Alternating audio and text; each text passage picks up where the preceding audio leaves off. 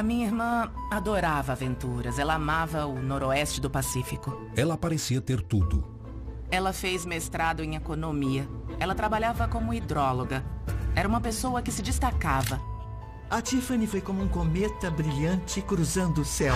Espera um pouco. E então, em uma noite, tudo se tornou escuridão. Por favor, não atira em mim. Porque ele tinha que atirar na cabeça dela. Você se pergunta, quem iria querer matar uma pessoa tão inteligente? Até que imagens de câmeras de segurança revelaram uma motivação chocante. E inúmeros suspeitos. Olha só, eu não lembro como ela era. Onde você acha que está a arma? Nem desconfio. Eu não queria nada com aquela garota. Eu pensei no Bill. E uma pra você. Na mesma hora. Obrigada. Cada vez havia mais suspeitas. Eu precisava conversar com aquelas pessoas. Foram elas que provavelmente viram a Tiffany viva pela última vez. Noroeste do Pacífico. Inacessível, misterioso e isolado. É conhecido como País das Maravilhas. Mas esse paraíso pode ser uma área de caça. Um cemitério. E o local perfeito para um crime.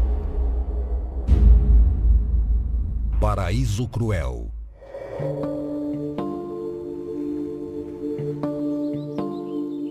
Era uma manhã fria de outono no Parque Blue Lake, em Fairview, no Oregon, a 22 quilômetros de Portland.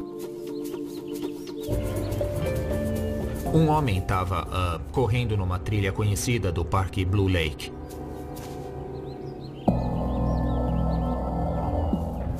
E no gramado, ele se deparou com uma mulher morta.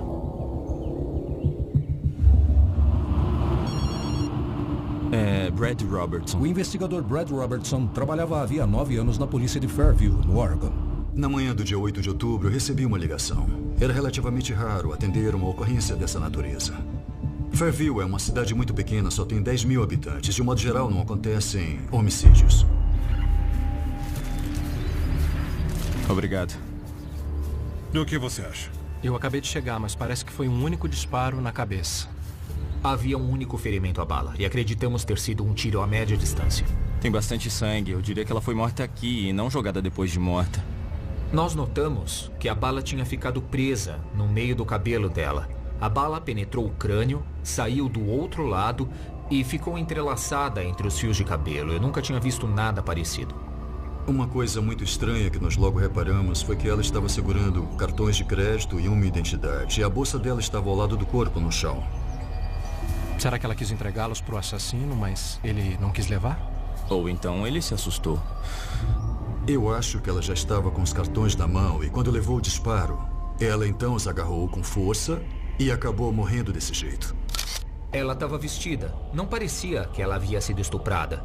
Nós conseguimos identificá-la pela carteira de motorista que estava na bolsa dela. A vítima era Tiffany Jenks, de 35 anos.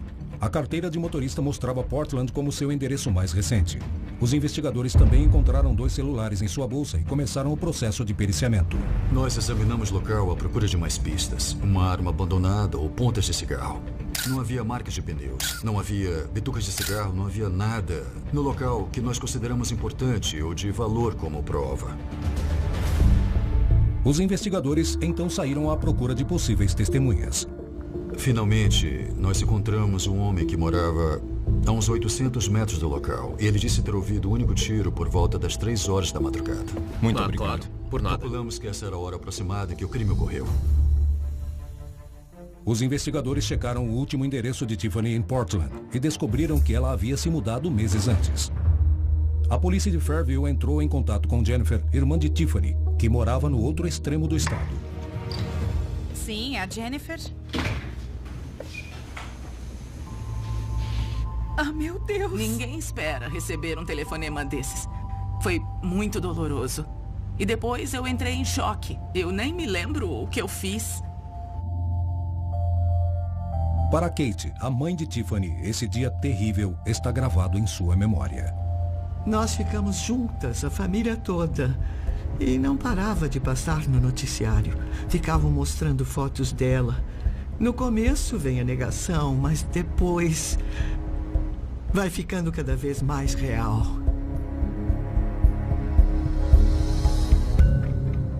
Tiffany tinha uma família grande e unida. Eram 4 irmãos e uma irmã. Ela cresceu na pequena cidade de Crane, no leste do Oregon. Eu e meu marido nos casamos jovens. Ele tinha só 19 anos. E eu tinha acabado de fazer 21 e tivemos filhos logo em seguida. Ele era engenheiro nuclear, trabalhava em Los Alamos. Ele era muito conhecido. Era uma pessoa dinâmica e sempre fazia com que todo mundo se envolvesse nos projetos dele. A minha irmã e o meu pai tinham uma ligação muito forte. Ela queria muito ser como ele. Ela era ótima aluna, adorava praticar esportes, era uma ótima corredora, tinha um fôlego incrível e era uma pessoa que se destacava. Depois ela concluiu um mestrado em economia. Ela sempre entrava de cabeça em tudo o que ela fazia. Ela adorava a natureza. Fazia caminhadas até a catarata de Multnomah, escalava montanhas. Ela gostava de aventuras. Ela adorava o noroeste do Pacífico. Depois de se formar pela Universidade de Portland, Tiffany conseguiu um emprego na hidroelétrica de Bonneville, na divisa de Oregon com Washington. Ela trabalhava como hidróloga. Era um trabalho bem estressante, com muita ciência envolvida. Não é nada comum encontrar uma vítima com diploma de mestrado e uma carreira de sucesso. E você então se pergunta quem iria querer matar uma pessoa tão inteligente. Mas em 2010, quando Tiffany tinha 32 anos, uma tragédia aconteceu. Seu pai foi diagnosticado com câncer no cérebro e morreu apenas 5 meses depois. Foi quando a vida de Tiffany começou a desabar. Ela tinha uma ligação realmente especial com meu pai que os outros filhos não tinham. Foi aí que ela começou a fraquejar, eu imagino. Kate e Jennifer viajaram 4 horas de suas casas no leste do Oregon para conversar com os investigadores em Fairview. A família dela foi incrível. Elas nos deram todas as informações possíveis. Foi quando ele morreu que ela começou a beber. Ela sabia que tinha um problema, ela tentou parar.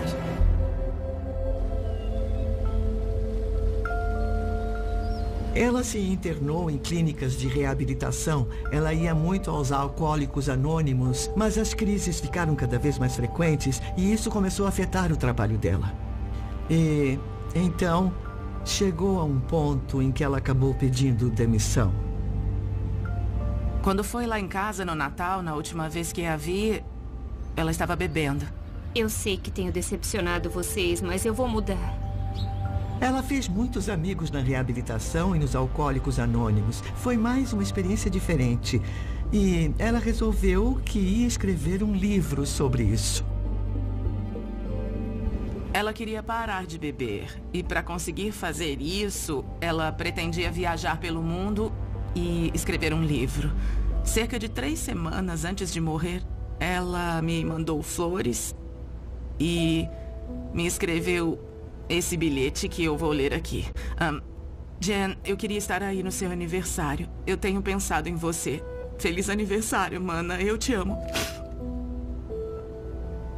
Ela era uma pessoa generosa. Ela pensava na família, mas ela tinha uma doença. Ela tinha essa...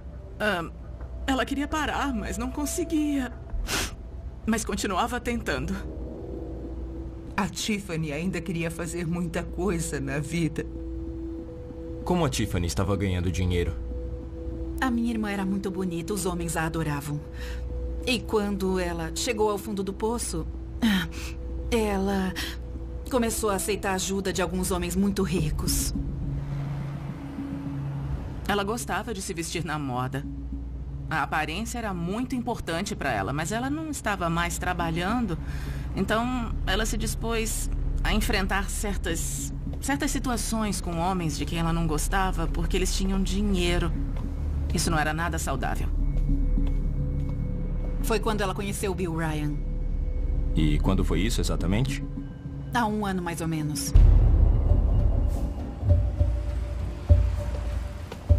Uma noite ela saiu E aí ficou andando sozinha, tarde da noite, em Portland. Aí ouviu música saindo de uma casa e foi lá pra ver o que era. E ela simplesmente entrou na casa. Ela fazia essas loucuras. Oi, eu te conheço? Aí ela conheceu o Bill. Ele tinha dinheiro. Não, é que eu ouvi a música. E você decidiu entrar? É, mais ou menos isso. Bom, bem-vindo à minha casa. Eu sou o Bill.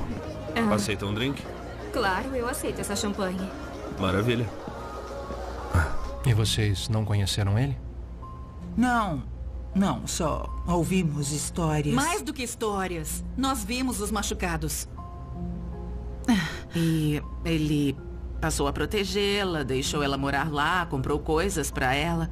Mas ele era muito controlador, agressivo, negativo. Ele exercia uma influência ruim sobre ela, mas por algum motivo ela não conseguia se afastar dele. Eles se separavam e depois voltavam. Um fazia mal pro outro. Eles brigavam, às vezes fisicamente. A minha irmã não deixava por menos. Ela conseguiu uma ordem de restrição contra ele e ele conseguiu uma ordem de restrição contra ela. Ela não estava mais com ele, começou a sair com homens mais velhos. E acha que o Bill pode ter matado a Tiffany? Aí eu pensei no Bill. Na mesma hora.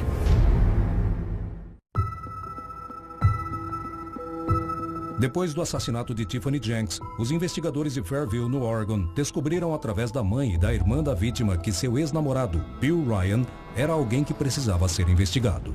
Ele foi uma pessoa em quem nos concentramos desde o início.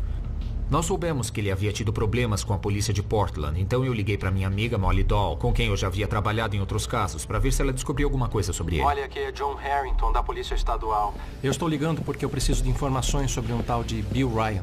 Eu vou pesquisar sobre ele aqui e te ligo assim que tiver alguma coisa. Ok, muito obrigado. Disponha. Os investigadores não perderam tempo e procuraram Bill logo em seguida. Nós reparamos que ele tinha um bom sistema de segurança na casa dele. Nós então passamos a acreditar que ela era uma pessoa que se tornava cada vez mais suspeita.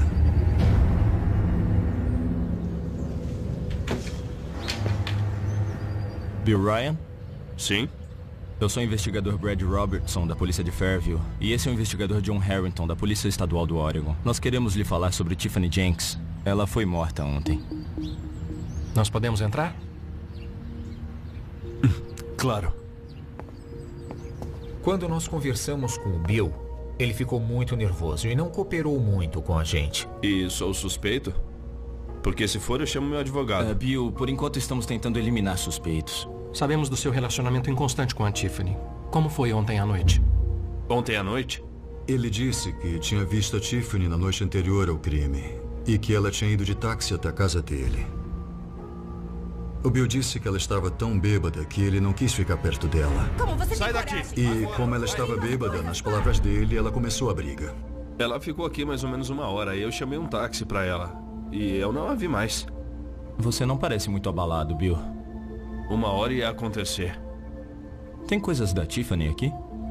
Sim, na verdade ela trouxe umas coisas anteontem. Ela deixou algumas malas na casa dele. Se importa se eu der uma olhada? Claro que não. Se tiver um mandado. Poderíamos olhar as imagens das câmeras? E ele também resistiu a nos mostrar as imagens. Parecia que ele estava escondendo alguma coisa. Ele negou. Disse que não queria que nós víssemos as imagens. Isso só fez aumentar as suspeitas que nós tínhamos sobre ele. E embora ele não tenha mentido para nós, eu achei que ele não disse tudo o que sabia. Aonde será que ela foi depois de vir aqui? Vai saber, sem carro, expulsa, irritada. Por causa da localização da casa, do negócio dele, nós colocamos investigadores vasculhando a área atrás de pistas do paradeiro dela. Os investigadores também periciaram os celulares de Tiffany, mas não encontraram nenhuma pista importante. No entanto, ao analisar as últimas transações de seus cartões de crédito, eles deram sorte. Nós descobrimos que ela havia se hospedado no hotel próximo e vimos imagens da Tiffany na recepção entre as 10h30 e 11 da noite. Então isso nos deu um horário mais exato. Esse hotel ficava localizado muito perto da casa do Bill. Ele poderia ter entrado em contato com ela e poderia facilmente ter ido lá para encontrar com ela mais tarde. Então nós começamos a trabalhar no horário tentando recriar os passos da Tiffany e descobrir como ela foi parar no Parque Blue Lake.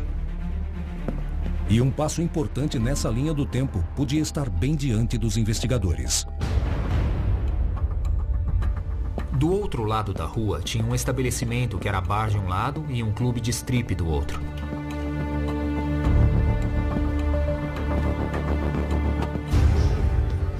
Com licença. Eu sou o investigador Robertson e esse é o investigador Harrington. Precisamos fazer algumas perguntas. Não é uma boa hora, pessoal. Tá lotado. Nós só queríamos saber se uma mulher veio aqui ontem à noite. Reconhece ela? Nós explicamos os fatos do caso que estávamos investigando, a gravidade e também a seriedade dele. Sim, ela esteve aqui. Ela estava sozinha? Não sei. Ontem estava bem cheio.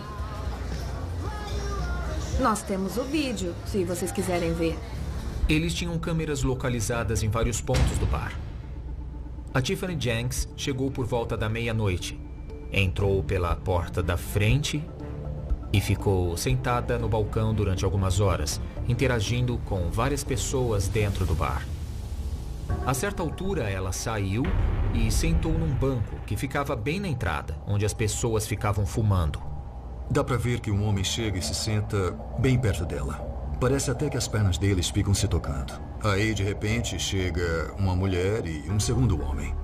E parece que essas 3 pessoas estavam juntas. Aí, então, quando se aproxima a hora do bar fechar, nós vemos a Tiffany indo embora com essas 3 pessoas e entrando no sedã preto que está no estacionamento. A Tiffany entra no banco atrás do motorista. Eu tinha que falar com cada uma daquelas pessoas porque provavelmente elas foram as últimas que viram a Tiffany viva.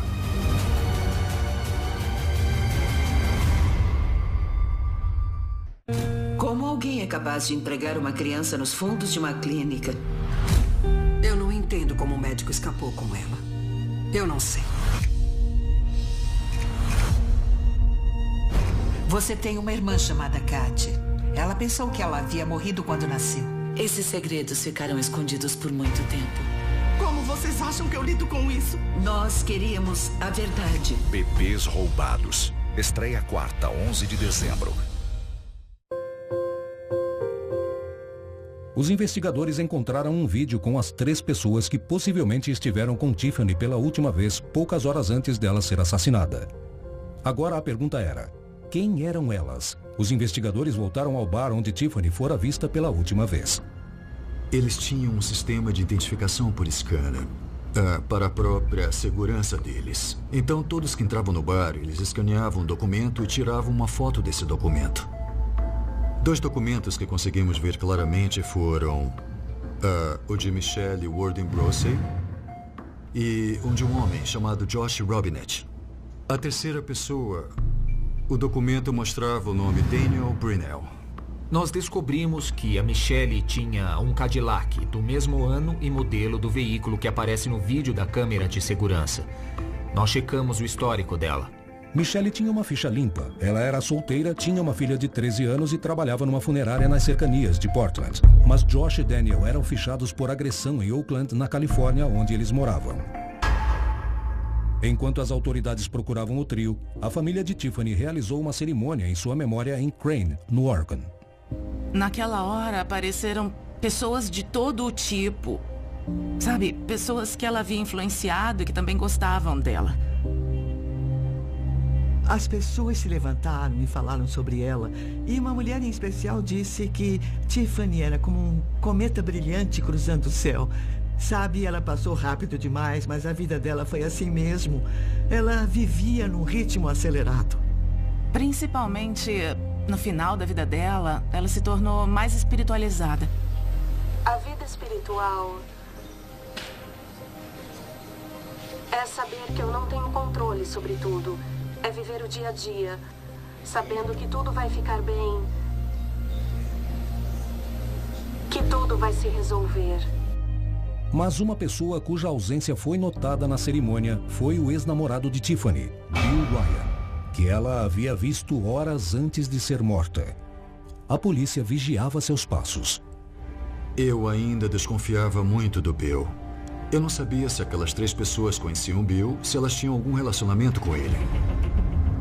Com Bill Ryan ainda como suspeito, os investigadores saíram em busca do Cadillac e das 3 pessoas com quem Tiffany havia sido vista pela última vez. Eu achava que não íamos encontrá-los, que íamos dar com os burros na água. Aquilo poderia se arrastar por várias semanas e até meses. Então, 3 dias depois que todas as viaturas foram avisadas sobre a busca, o investigador Robertson recebeu uma ligação urgente. Eu já estava indo para casa por volta das 11 da noite, depois do trabalho, quando me disseram: "Ei, nós encontramos o Cadillac. Ele está num hotel em Kelso, Washington." Imagens feitas por câmeras de segurança de Josh Robinett, Michelle Warden-Brosey e de sua filha confirmaram que eles chegaram ao hotel em Kelso no dia 11 de outubro, 3 dias após a morte de Tiffany. Mas o terceiro suspeito, Daniel Brunel, não estava no vídeo. Um dia depois, o casal foi levado até Fairview para ser interrogado. Mas não havia sinal de Daniel Brunel nem da filha de Michelle. A arma do crime também havia desaparecido.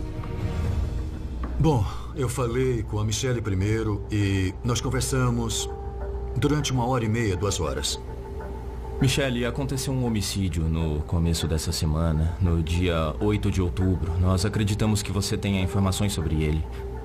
Queremos saber onde você estava na segunda-feira, com quem estava, essas coisas. Eu sei exatamente onde estava nesse dia. Eu estava com o Josh. Ele é meu noivo. Ficamos um tempo brigados, mas... A paixão reacendeu? É, sim. Marcamos a data para o dia 13 de outubro de 2013.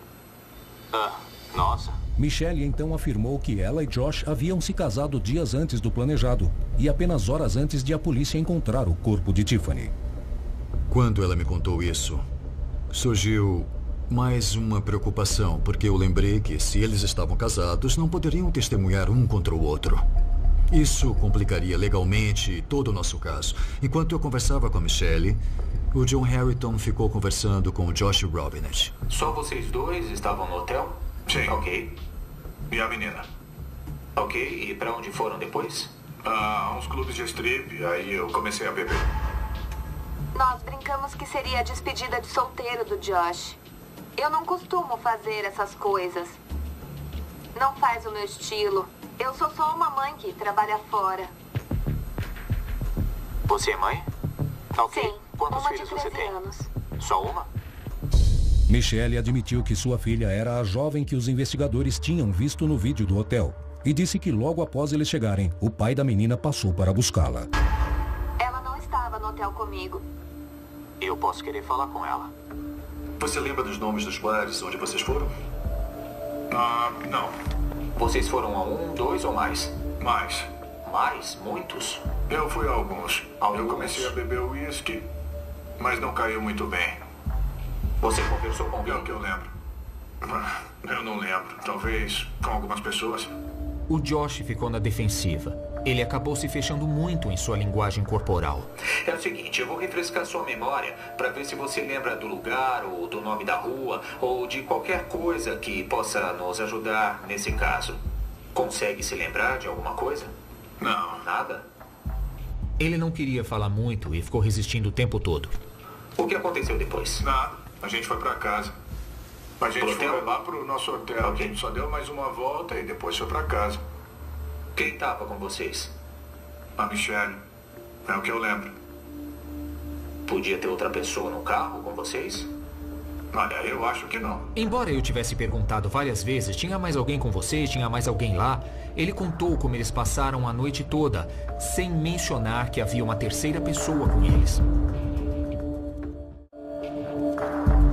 Foi então que o investigador John Harrington pressionou Josh Robinett sobre o terceiro suspeito, que permanecia solto. Quando eu mostrei uma foto do Daniel Brunel, que eu coloquei na frente dele, eu perguntei, e esse cara aqui? Esse aqui é o Dan. É ele. É. Ok, fale sobre o Dan. Eu só trabalho com ele. Fala mais. Aí ele viu que tinha sido pego. Ele sacou que a gente sabia que tinha uma terceira pessoa com eles. Um brinde! E o que você lembra das pessoas que encontrou? Quase nada. Só encontramos uma garota. Por um acaso vocês encontraram mais alguém naquela noite? Eu tava chapada, não lembro de nada. Ela continuou negando, mas eu mostrei o vídeo da câmera de segurança e falei, sim, vocês encontraram. Parece que você fez amizade na área de fumantes. É possível. O nome dela é Tiffany. Foi ela que morreu? Sim. Tem um vídeo da câmera de segurança que mostra que vocês foram as últimas pessoas a vê-la viva. Tinha uma garota lá fora, fumando e conversando. Eu mostrei uma foto da Tiffany viva. Você reconhece essa pessoa? Eu não sei, mas... eu acho que pode ser a garota, sim. Tem mais uma foto. Eu não lembro direito da cara dela, mas eu acho que pode ser sim. Enquanto Josh se recusava a confirmar que eles estiveram com Tiffany, Você devia vir com a gente. na outra sala de interrogatório, Michelle começava a confessar. Para onde vocês foram depois? Nós entramos no meu carro. Os bares estavam fechando. A gente resolveu continuar bebendo em outro lugar. A lembrança não é muito clara. Ok. Ela começou a falar umas coisas estranhas, da Bíblia. Da Bíblia? Se vocês lerem Marcos 13:32, vão saber que nem os anjos do céu sabem quais serão as últimas horas aqui na Terra.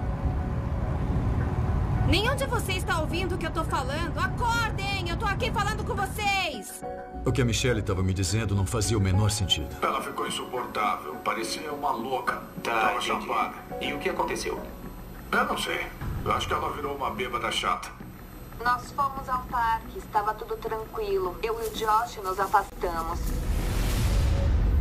Aí, eu e a Michelle, na verdade, a gente ficou. A gente acabou se beijando, foi isso. Então, você e a Michelle saíram do carro. E o que o Daniel ficou fazendo? Ele ficou com aquela garota. Eles brigaram e ele gritou com ela. Vem aqui! Vem cá! Para, não vai rolar nada. Josh! Vão embora! Aí, a gente foi embora e deixamos aquela garota vagabunda pra lá. Nós estamos no meio do nada. Você consegue se lembrar onde vocês a deixaram? Foi perto do parque. Josh e Michelle afirmaram que Tiffany estava viva quando eles foram embora. Mas sem a arma do crime e sem a prisão de Daniel Brunel, os investigadores sabiam que talvez não conseguissem provar que eles estavam mentindo. Michelle, você tem que pensar na sua filha. Não sei mais no que acreditar. Pode acreditar que encontramos uma garota morta no parque. Enquanto isso, outro investigador de Fairview conversava com a filha de Michelle na casa de seu pai. Você lembra se o Josh ou sua mãe tinham uma arma? Sim, eles tinham 2 armas. Até colocaram o nome nelas. E que nomes eram esses? O Josh chamava de Bonnie e Clyde. Principalmente Clyde. Ela se descreveu como revólver e uma pistola semiautomática. E como sabíamos pela autópsia que era calibre 38 ou 357. Tivemos quase certeza de que se tratava da arma do crime. Ele ia vender a arma para um amigo dele. Iam pegar a grana e se casar. E esse amigo, sabe o nome dele? Sei, Dan. Ela nos contou que a Michelle levou a arma para o Josh Robinett para que ele a vendesse a um amigo. A gente conversou com a sua filha e ela falou das 2 armas de fogo, ok? Uma delas se chama Bonnie e a outra Clyde, tudo bem? Vejo pela sua cara que você está abalada. Então, o que você sabe sobre Bonnie e Clyde, as 2 armas? Onde está minha filha? Aí então, ela exigiu ver a filha dela. Mas os investigadores continuaram pressionando e conforme as horas passaram, Michelle decidiu confessar. Olha só, eu sei que você sabe bem mais sobre o que aconteceu. Ouvi um tiro.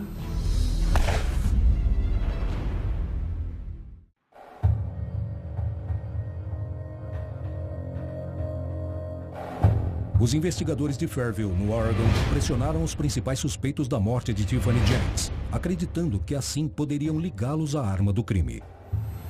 Ouvi um tiro. Ok. Não vi nada. Onde está a arma? Não vi a arma. O que ela quis dizer com Bonnie e Clyde? Armas. Como você sabe disso? Porque foi o apelido que eu dei. Mas você só falou de uma arma. Sim, da minha arma. Tá, e a outra arma? A outra arma eu vendi pro Dan. Era o meu disfarce. Na mesma hora ele disse, tá legal, vocês me pegaram, esse era o meu disfarce. A Bonnie era a pistola semiautomática e o Clyde era 357. Ele contou que tinha vendido a pistola pro Dan e que o Dan estava com ela naquela noite. Só agora você diz isso? Caramba, agora o Daniel vai se complicar. Vai mesmo, ele vai ter que se explicar. Por que você estava com medo de falar dessa arma? Porque eu tinha uma arma ilegal e vendi pra um idiota que não sabia o que fazer e matou uma pessoa, cara.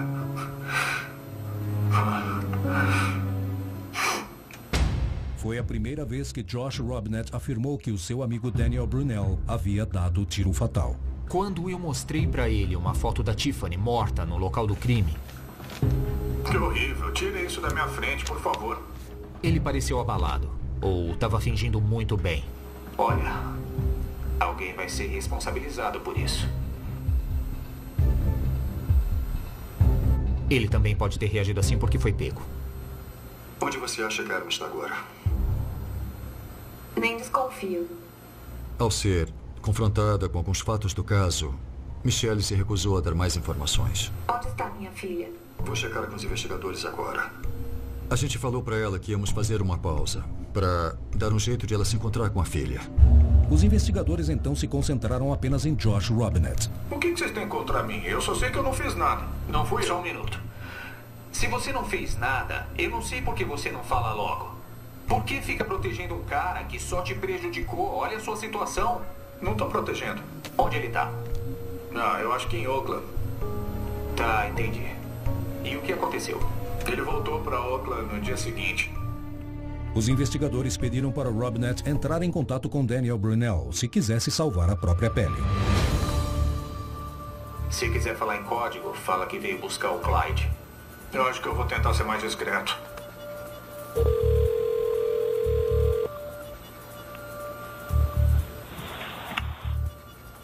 E aí, Dan? E aí, cara? Tá fazendo o quê? Nada. O Clyde chegou numa boa? Sim, tranquilo. Tá tudo bem por aí? Até onde eu sei. Beleza. Tá tudo bem com você? Tá, eu tô meio chateado, mas... Por quê? É aquela garota? Que garota?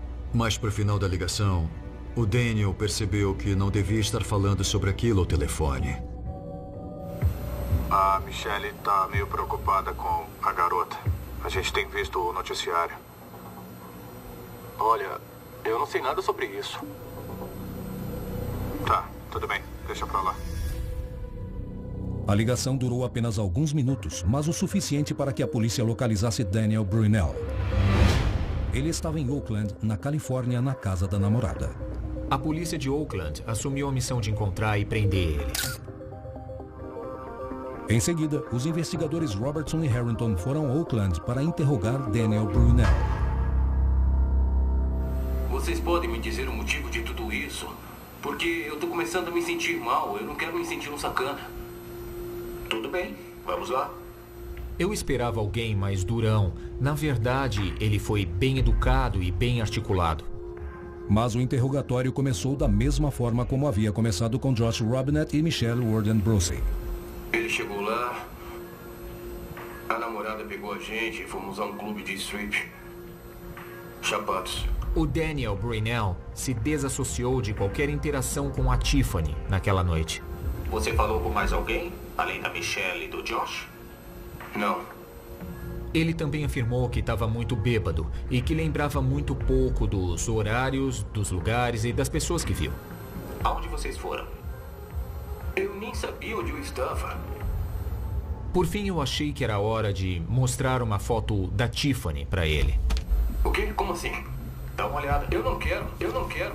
Ok. Eu observei a reação dele e decidi pressionar mais um pouco. Já ouviu falar de assassinato com prazer? Assassinato por prazer é matar uma pessoa só pelo prazer de vê-la morrer. Acha que assassinato por prazer tem alguma coisa a ver com esse caso? Quando eu perguntei se ele sabia o que era assassinato por prazer, a reação do Daniel mudou completamente. Ele abaixou a cabeça e eu perguntei: Dan, foi isso que aconteceu? Foi isso? Nós estamos chegando perto da solução desse caso? Eu não sei. O Daniel abaixou a cabeça e perguntou: o que eu vou falar para a família daquela garota? O que eu posso falar para servir de consolo? Nada. A garota morreu, cara. Com essa reação, eu senti que estávamos prestes a descobrir qual tinha sido a motivação do crime. Ele olhou para nós e disse: Tá legal. Por onde começamos?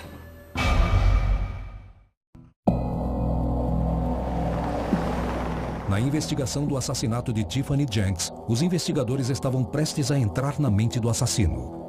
Será que finalmente ele ia dizer a verdade? Ele olhou para nós e começou a contar tudo o que tinha acontecido naquela noite. Quanto mais eu penso sobre esse assunto, eu tenho certeza de que tudo isso foi planejado contra mim. Você acha que o Josh e a Michelle planejaram? Um pouco. Eles pegaram ela. Eu nem falei com ela. Eu não queria nada com aquela garota. Eles disseram que iam dar uma carona. A gente estava numa estrada de terra, correndo muito, e eu estava chapado. Eu estava muito chapado. Eu nem estava com a arma. O Josh me deu depois. Ah, você tá armado? O Josh disse que a gente ia atirar pela janela. A gente ia atirar e eu topei. Por que não dá um tiro na minha cara? Você tá com medo? É covarde, é? Pá, pá, pá, pá, pá, pá, pá, pá. Por que você não cala essa boca? Por que você não cala a boca? Aí ela começou a gritar. E o Josh mandou eu atirar nela.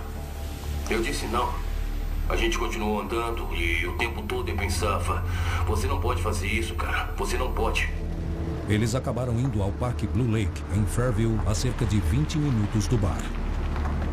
Eu não acho que eles tenham escolhido aquele local de propósito.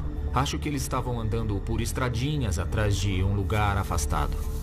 Ela saiu do carro e deu 3 passos e caiu. Você tem uma arma? Então atire em mim. O quê? Vai, atira na minha cara. Foi muito estranho, sabe? Ela queria levar um tiro na cara. Ela ficou gritando: atira, atira. Eu falei: é sério? Mas aí ela não respondeu.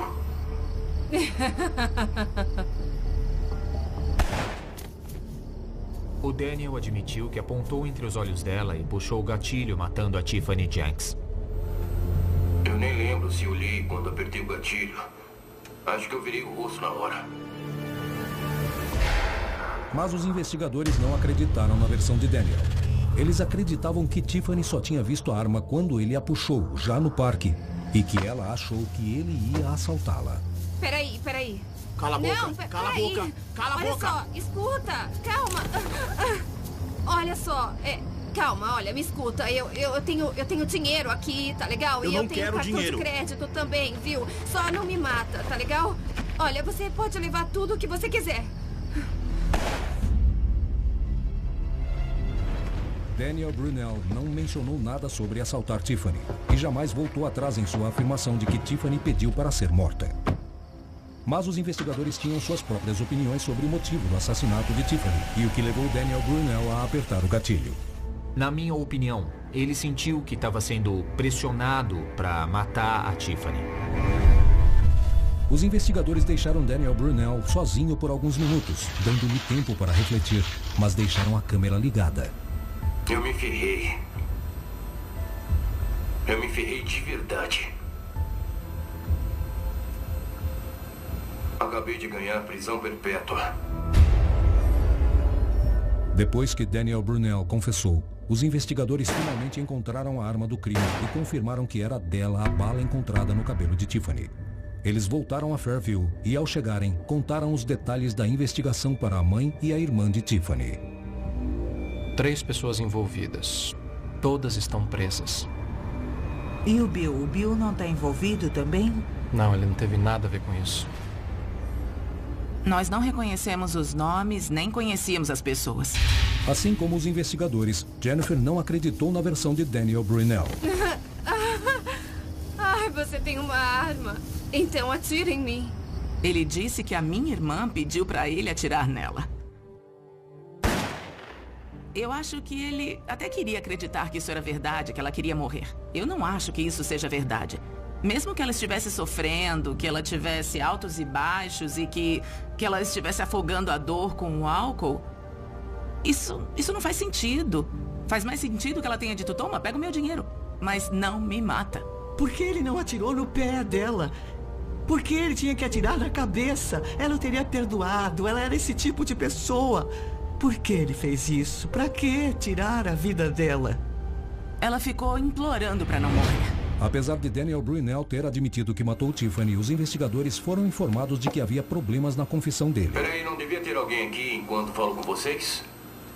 Você devia ter pedido isso antes. A gente só queria um depoimento. O Daniel falou coisas estranhas, tipo, acho que devia ter alguém aqui comigo. Eu não sei se devia estar falando com vocês. Ele nunca disse que queria um advogado, que não ia falar com a gente. Eu continuei acreditando muito na nossa investigação.